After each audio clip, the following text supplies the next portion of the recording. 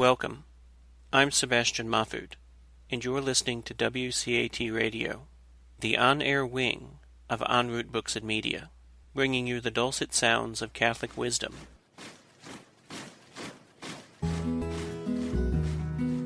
Welcome to the Catholic Mama, where you'll learn how to deepen and defend your faith, find comfort as we share the vocation of parenthood, and learn how to raise your children confidently Catholic.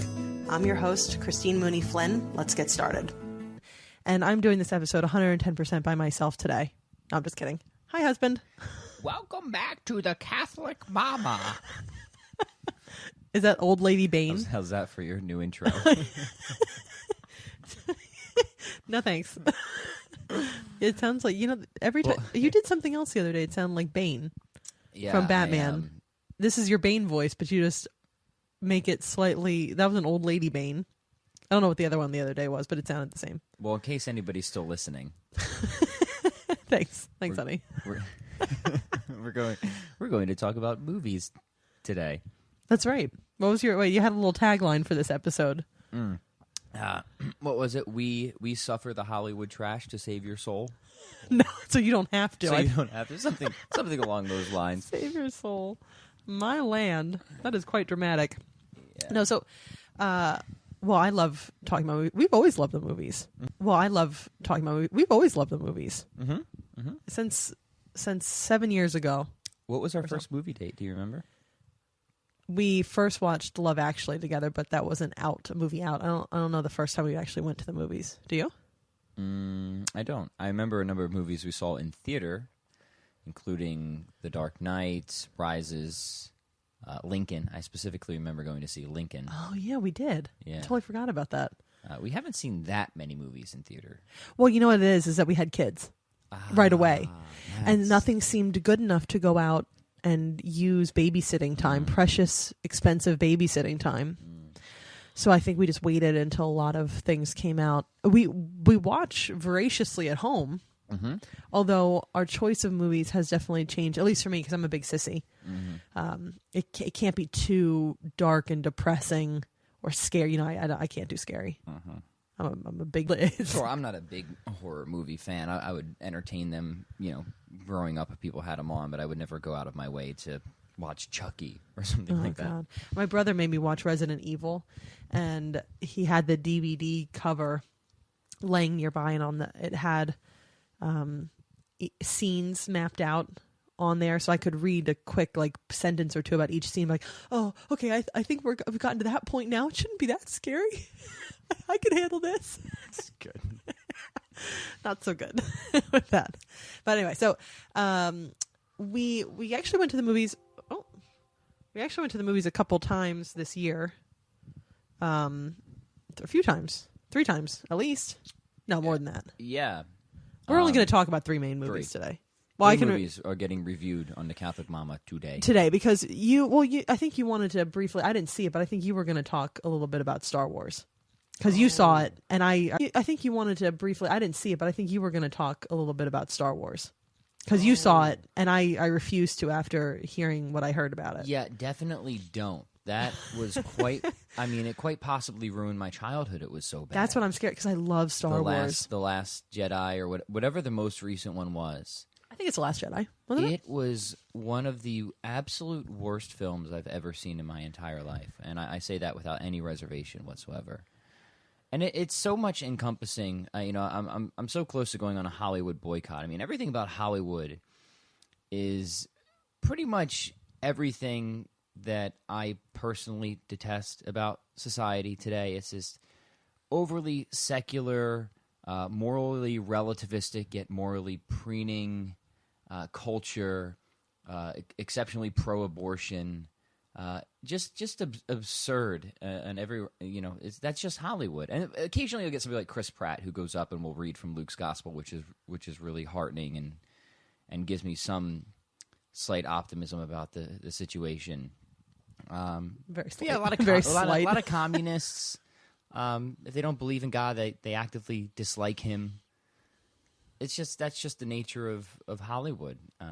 I guess, which is part of the reason why I probably don't want to watch a lot of movies and don't see a lot of movies at all.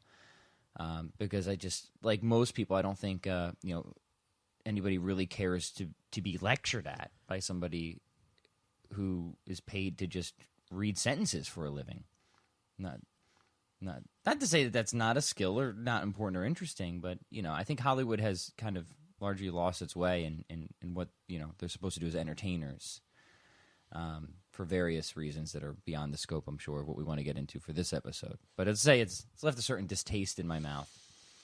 But there's been a number of good movies. There have been some that we've enjoyed, some that we definitely have not. But yeah, The Last Jedi was absolutely horrible, full of plot holes, and it lacked everything that a good movie needs. It was so centered on pushing a certain narrative, let's say, a certain political narrative, that it forgot to have any type of character development. It forgot to have any sort of coherent plot line or any plot line that advances anywhere. It just ended right where it started. It utterly lacked any type of compelling villain, and all good stories center around a compelling villain. If there's a secret to a good story, it's a villain. You think of the best stories, the best villain. You think of the best stories, the best movies, Lord of the Rings, the original Star Wars, Darth Vader, Voldemort, The Terminator.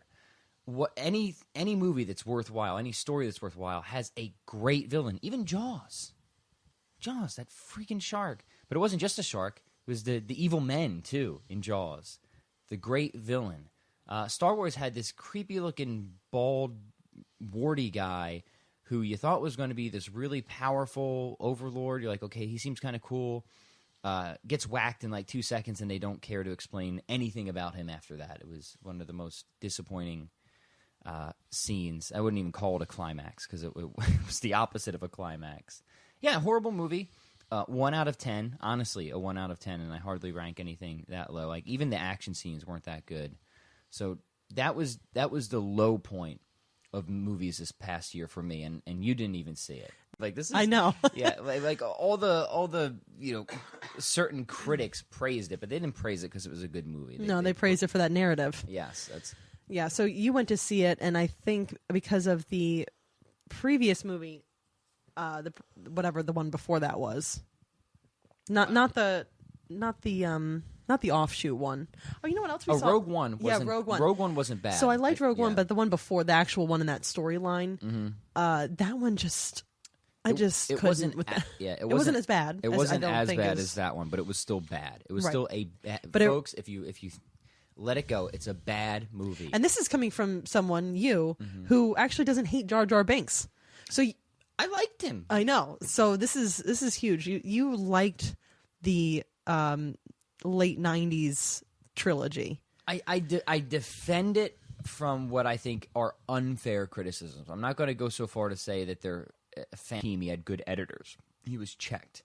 Then he became George Lucas, and he didn't have those checks and balances anymore, and he got to get away with too many crazy, absurd things. That said, there were still good elements in those movies. You still had compelling characters. Like Qui-Gon Jinn was a compelling character. Obi-Wan is a compelling character. Anakin, obviously, is still, even if they didn't like the kid who had him, he's still compelling. You're still interested in him. You can't say that about any of the characters in the new Star Wars movie. I'm not interested in any of them. Furthermore, Darth Maul was a bad man. That light. Say what else you want about the action in that movie. That final lightsaber scene in what is that one? Episode 1, Phantom Menace, is one of the coolest lightsaber scenes in any Star Wars movie. So I will defend those parts. It's still not a great movie, but it's definitely, I don't think, it's not as bad as some people said it was, and it's far better than the most recent Star Wars. Right. So if you saw those movies starting in 1997, 98? I think it was those movies starting in 1997, 98? I think it was 98, 99. Was it? And thought they were bad. Well, and you haven't seen the new Star Wars, then probably don't. But I just realized as we were talking about this, we saw the Han Solo movie, and that wasn't bad. But it's forgettable because look, I completely forgot we saw that until I don't even know. I think I was thinking of the last Star Wars. Yeah, I liked it. Don't care to see it again. No major grievances. I liked some of the characters. You kind of left unsatisfied. Yeah, I mean, Woody Harrelson always comes through as kind of a half good, half bad he was gunslinging good. guy. Yeah, so he does this in like Zombieland. He had this. Actually, he's basically the same character in Zombieland in a lot of ways. So he's always good for that sort of thing. Yeah, but yeah, it was that's very worth forgettable. That one was worth a rental. Yeah, rent. I wouldn't. I wouldn't pay for it again. That one was worth a rental. Yeah, rent. I wouldn't. I wouldn't pay for it again. Yeah, worth a rental. Look at that. We said we weren't going to talk about Star Wars, but here we are. Okay, so let's get on to the point of the episode, which is the movies that we actually. Well, we saw 3 movies that we want to talk about today, and we are going to tie this into Catholicism. Yes, because as much as this, Pat had mentioned, you mentioned the narrative, the secular narrative that is overly politicized narrative that's being pushed through most Hollywood movies today, and more morally relativistic. We watched a few movies this year, 2 in particular, that actually were steeped in Christian objective morality. Not only that, but you look at the framework of what works for a story, what has always worked, what continues to work, and anytime people deviate too far from that framework, it fails. And that framework famously is the hero's journey. And what is the hero's journey if not perfectly exemplified in Christ? That is the ultimate hero's journey. Sounds like a baby's waking up, so I guess we'll hit pause. Yeah, I think and so. Resume here in however many minutes. Okay, baby is asleep, and we are back. We're back. So it's been about 20 or so minutes. That long? I think so. Oh, and wow. we were talking about the hero's journey. So we said, I think a good way to talk about this is with the famous C.S. Lewis example. So C.S. Lewis was somebody, as a writer, who studied myth and archetypes very seriously. What made for good stories? Well, so was Tolkien. And Lewis, for many years, most of his life, was an atheist, until Tolkien convinced him that Christ was the myth that actually came true. This is the one that really happened. That's the famous C.S. Lewis conversion story. And it wasn't that quick. They used to have the inklings, and they would go, and they would talk, and they would argue. But eventually, he came to be converted by the great Tolkien, who himself was quite the Catholic. And no surprise, it was his faith. I mean, once you see The Lord of the Rings through the Catholic perspective, which most people don't, a lot of people don't even realize how much of a Catholic Tolkien was. First off, I mean, Return of the King. Where do you even think that idea comes from? Right. So, yeah, so good stories tend to follow generally somewhat the structure of a hero's journey, and you fall away from it, you get too far from it, then it tends to not work out. The stories that we saw, or the movies that we saw, tended not only to adhere to the structure pretty well, but also had some good moral teachings or some good moral principles at play that we were able to pick out and appreciate, along with some strong character development as well. So which one should we start with, and any other opening thoughts from you? No, I was just remembering there's a hero's journey, which makes for the best stories. And then somewhere in modern time, postmodern modern time, they try to introduce the heroine's journey, because I guess you can't just call it hero's journey, then you're offending somebody. But the heroine's journey, I was just thinking about doesn't really have much bearing here. And is that it's more about an internal journey. Mm-hmm.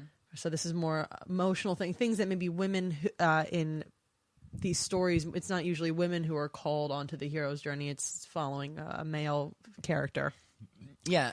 So it's more of an internal, and I cannot think of the main book that this is based off of. There's Campbell's Hero of a Thousand Faces, which is the famous one, and he borrowed heavily from Carl Jung, who was a famous psychologist, and his archetypes. And what you're saying is right, because a lot of people have, who was a famous psychologist, and his archetypes. And what you're saying is right, because a lot of people have sort of turned into, it's these sort of into a form of psychoanalysis that people resonate with this because it's all about overcoming your own demons.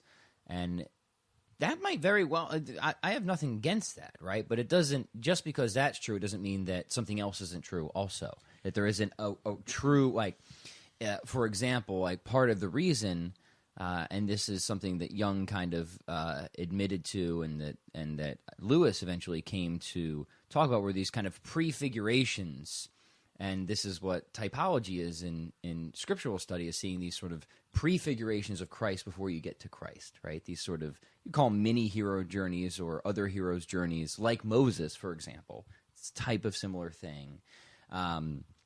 Sort of preparing us for the true hero, and it isn't even really. And this is what all this has been preparing for, this perfect instantiation. Now, just because that's true, which it obviously is true, doesn't mean that there isn't some type of psychological or internal lesson that people can't take away from that either. Which is interesting. So in this attempt to make the heroine's journey, what happens in these novels, not much happens. It's all in the head. But if you look at the hero's journey, all the great tales, I mean, there's a lot of internal turmoil and growth happening anyway. So why does it have to be one or the other? It can be. There's both there.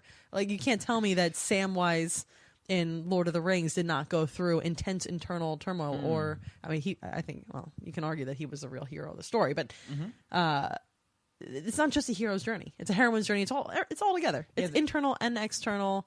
And it doesn't have to be masculine or feminine. It can have both. Yes, exactly. There's more to life than just working through stuff, on the psychoanalyst chair. 100%. And you probably won't work through much if that's all you're doing in life to begin with. So, let's start. Do you want to start with the?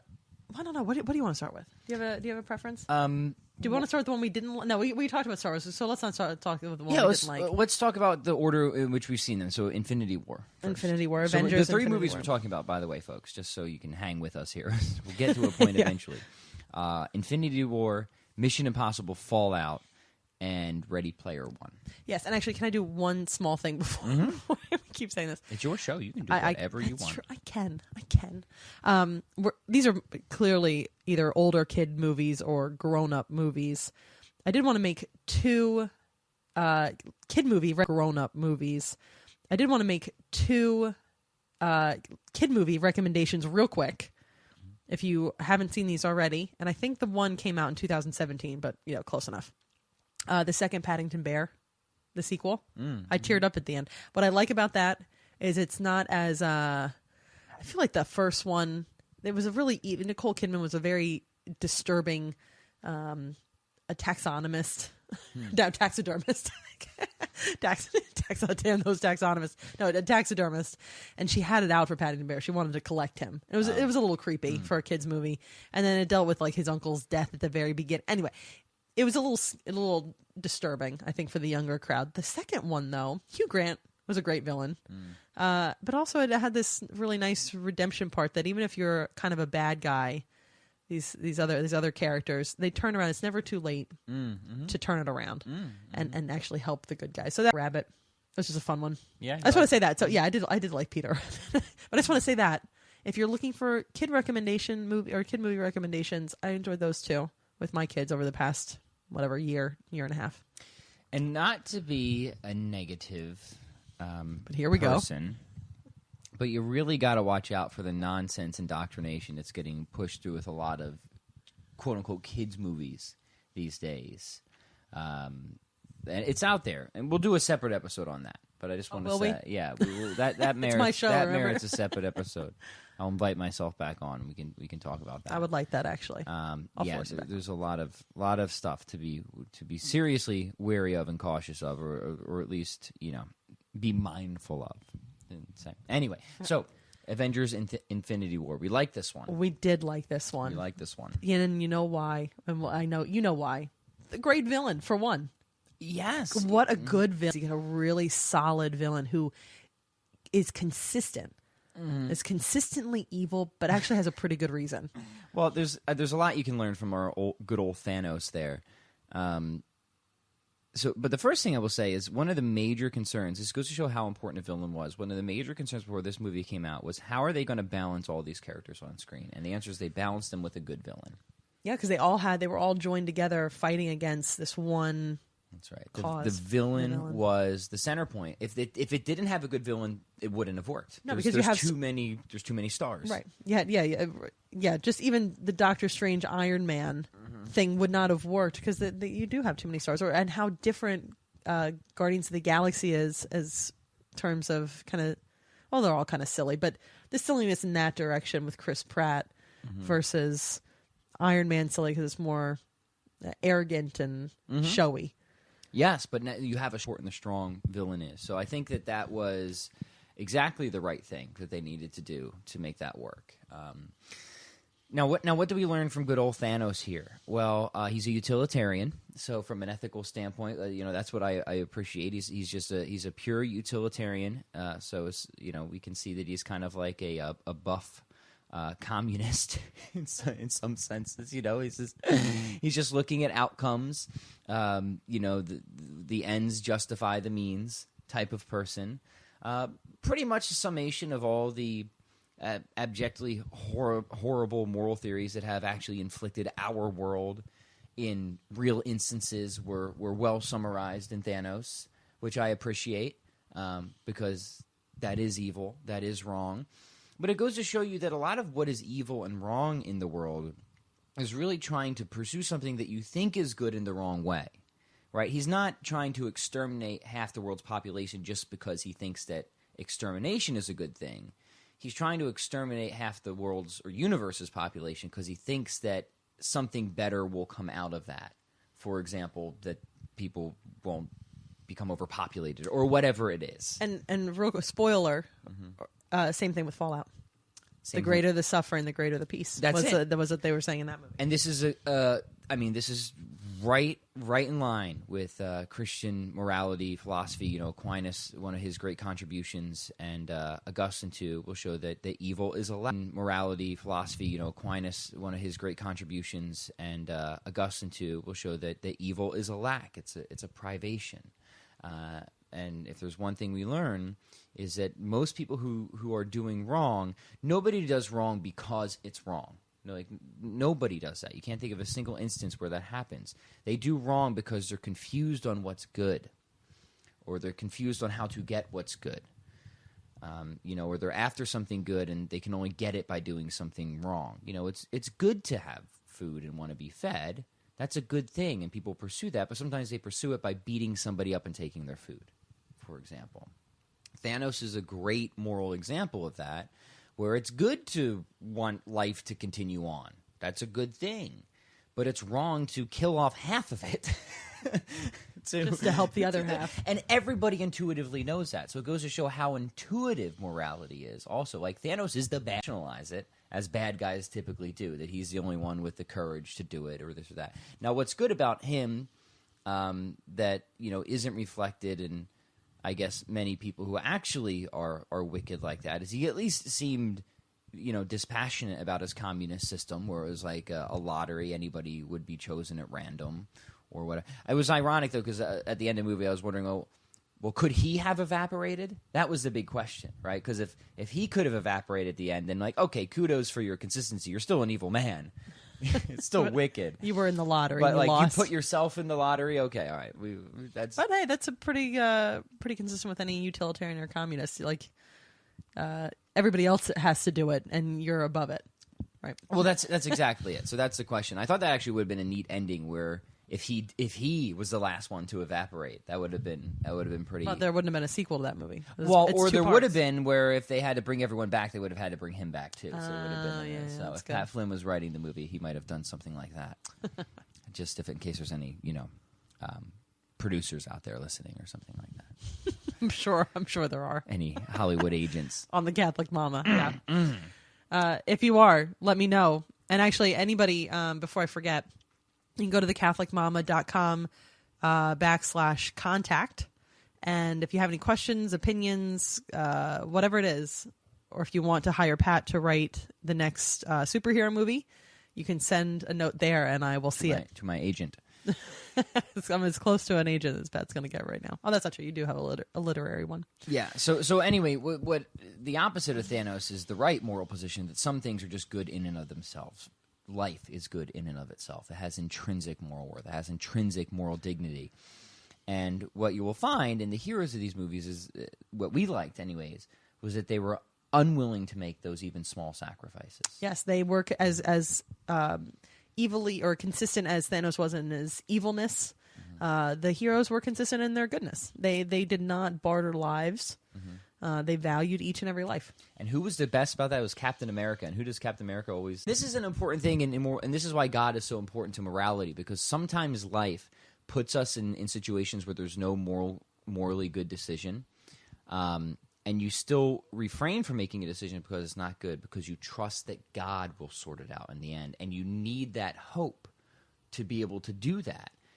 If you don't have it, which is part of why hope and faith are theological virtues. That's why they're virtues. They can get us through tough moral situations. So you have the hope of saying, okay, I'm not going to trade this small life because it might save a bunch of more lives, because I have trust in God ultimately, that I'm just going to make what I know is the right decision and leave the rest in God's hands. And I thought that was even if it wasn't as explicit as that, you saw themes of that through, with Captain America specifically. He was... Yeah. Yeah.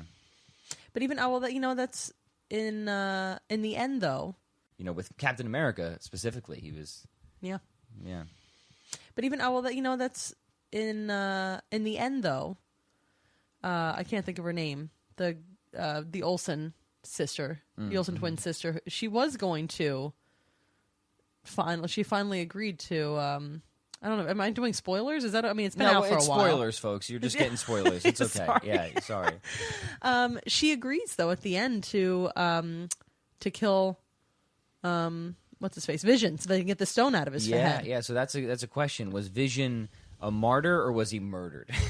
Yeah. Right. Well, I mean, he was. I mean, at the end though, he was murdered by Thanos. He was murdered by Thanos. But she was about to. But I think most people would have seen that Vision was really martyring. He was martyring, was a martyr in that sense. No, I think we did agree. There's two. Should we talk about? Is there anything else you want to talk about? We want to talk about quick weak points, the holes, or are we not talking? about all right. So the thing that we like about that, it was a very clear, good on one side, evil on the other. Doesn't mean that you could still sympathize with Thanos. You could be okay. I see where you're going, man, but you're still wrong.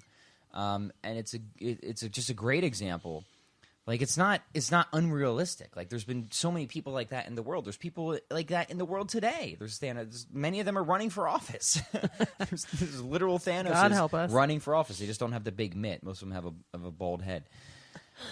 They do have... No offense. You're gonna get some from bald people. Like, hey, I know that's the second time. I'm no utilitarian. That's the second time you've mentioned bald people in this episode. But you know what? I had one in particular I'm thinking of. I won't mention the name. But anyways, weak points. He's a socialist. Let's just say. Yeah, socialist, communist. Like, that's who these people are. They're socialists and communists, right? That's it. That they sacrifice the individual. You got to crack a few eggs and make an omelet type of mentality. And what happens? Hundreds of millions dead because of these people. So when Hollywood puts out a movie showing that type of person is the villain, that's when Hollywood does something right, because that type of person is the villain. That's all they are. So I praise Infinity War for that. They did a nice job. Now for the holes. Well, Vision was one of them. Yeah. He has an Infinity Stone lodged in his brain, yet he is the weakest one in this story. And yet, Scarlett Johansson's character, Black Widow, is a trained assassin human and can go toe to toe and beat trained assassin higher beings from another planet. Super aliens. Yeah, that was disappointing. So Vision is supposed to be a supremely powerful character, at least what I know from the history of the comic books, like really powerful. And he's just kicked around like a tin bucket the entire movie. And I get whatever, he was hit with that dagger, maybe that weakened. I don't know. He's very flimsy, which was disappointing because you wanted something substantial out of him. And I will say, even in Civil War, he was a bit disappointing in that too. And then Scarlett Johansson just did not make any sense at all. Here's somebody who's just pretty much a human. Maybe she's slightly augmented, going toe-to-toe with these absolute super beings. Which were able to subdue and murder any of the, like Thor and his people. Yeah, it just makes no sense whatsoever. And I get it, like you're trying to balance the characters, but it didn't work. It would have been better to have her playing some support role Or even if just, whatever, getting squished. Like, it's sad, but, it would involve some emotional, just the threat of what was great about Thanos is he was so ominous. You had a fear of him in the same sense that you get when you're watching The Terminator or something like that. Like, oh, no, you have this silly imbalance of somebody like, Scarlett Johansson's character, this or that. Now, Gamora was well balanced. Her character was good. I like that. Well, and you know what? her closest relation on this was Thanos. She comes from that same background. But same thing. Hawkeye wasn't even in this one, right? But he wouldn't have made much sense because he's just a human with a really good shot, from what I understand. Yeah. Now, you might have some hardcore comic book characters listening in who might offer some very thorough critiques again, I would like of to hear everything that. we're saying, but That's we're great. just going off of what we know from the movies right now. Maybe we're way off. Maybe Scarlett Johansson has far greater power. That's her actress name. What's her name? Black Widow. Has far greater powers than we saw. But that was my, I guess, peeve, was just the balance of characters in terms of what you think their powers are versus how they actually were displayed. Yes. Yeah. Anything else to say about this? Good movie. Definitely, probably, most likely, if you put those words together, my favorite of all the Marvels. The Marvels, yeah. I I really like that. I mean, yes. I'm excited about the next one, and I love reading all the theories of how this is all going to play out. Ooh. Yeah, we won't spoil any of those, though. We don't know how the not for movie's the coming theories for the future ones. Yeah. So good. Mission Impossible Fallout. Yeah. I can't believe I love this one as much as I do. You know what it is it doesn't try to pretend to be something it's not. It knows exactly what it is for the type of movie it is, and it just owns it. Yeah. I mean, considering that the first one came out 20 years ago, and here we are still, and they've gotten better. They have, yeah, because I think the first one's tried to be a little bit more serious, at least the first one. Tried to have like a somewhat, I don't even know, James Bond-y feel. But then they just realized that the over-the-top, exaggerated action scenes,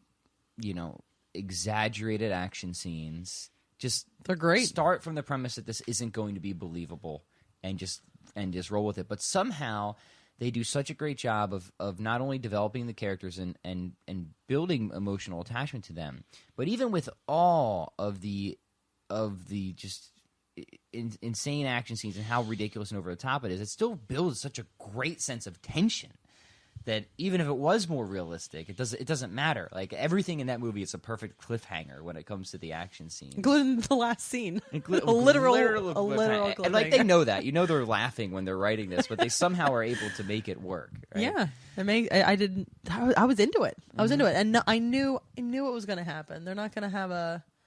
But you know what? Wait, what was it? I'm not a huge Tom Cruise fan. I don't think I am, and yet I watch some of his movies, and I really like them. Even the ones that don't get great reviews. I think. I'm a Tom Cruise defender, of making movies that are entertaining. Yeah. I can't think of too many Tom Cruise movies I don't like, but I can think of a whole bunch that I do like. Yeah. Mm-hmm. Again, we come up with the villain, the great villain, who's creepy, consistent, will murder women, children, and men, and without abandon, or with abandon, without abandon. Yeah, and this, ends. But he truly is evil. Justify the mean, evil, but also committing what we would call the angelistic fallacy, thinking that if you could just get government out of the way or religion out of the way, then the world would be perfect in its state of anarchy, right? And that's literally the angelistic fallacy, thinking that men are something that they're not. And our position, the Catholic position, the right position, is that there's something seriously wrong with humanity. We're deformed by sin. We're not angels. We're not perfect. We need God's help. We need God's grace. Yeah.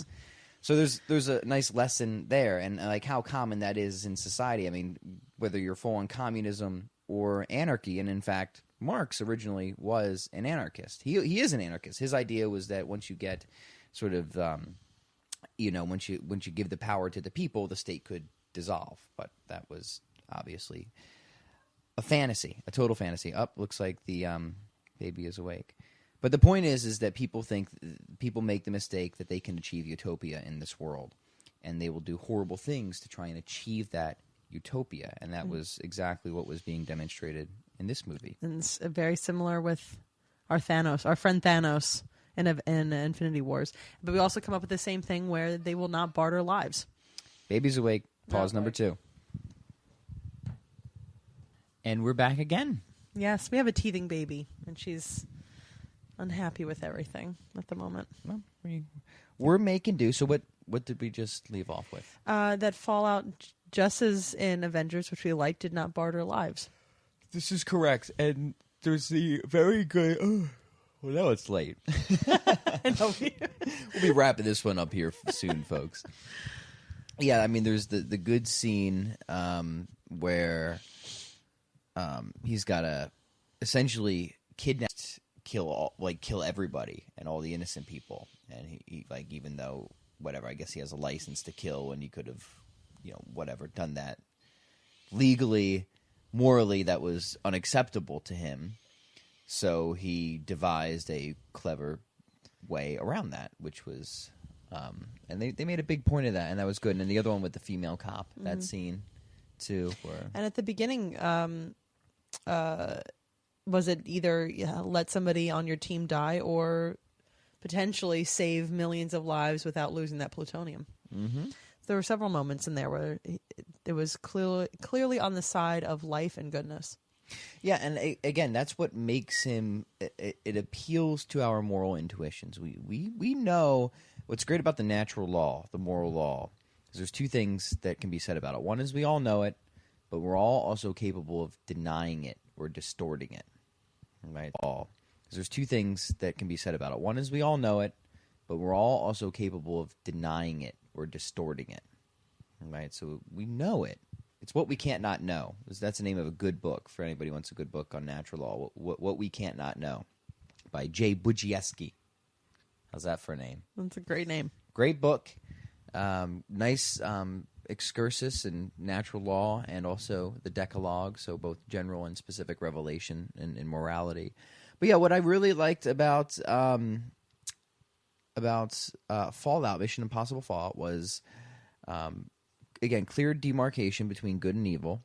The evil were examples that our world is still experiencing even today. Not even if it's at that level of extreme, it's still the in principle failures of what they consider to be a moral act, but are in fact deeply immoral acts. Strong character development was invested in all the characters throughout. Especially Henry Cavill. Enjoyed his contributions to the movie. That was good. He's an actor that's growing on me. He's Superman in the not great DC movies, but he was in that other movie, Man from U.N.C.L.E., which was pretty good. That was good. I really liked that one. We watched it, I think, last Thanksgiving with my family. Maybe we'll reprise it for this holiday season. Yeah, maybe. And what else I like about the action? The action, yeah. And again, it's over the top. So you know that going in. It's not trying to pass something off as... I think that was one of your annoyances with the latest Star Wars, is that they try to pass off something entirely unbelievable, which of course you have to suspend reality in some respects, because this is in a galaxy far, far away, and it's a space western. But I think you were so frustrated in that they suspended. It should still be realistic, even if it's not set, and even if the rules are slightly different, it still has to be plausible in order to. If you're going to pass it off as there's a difference between exaggeration and stupidity.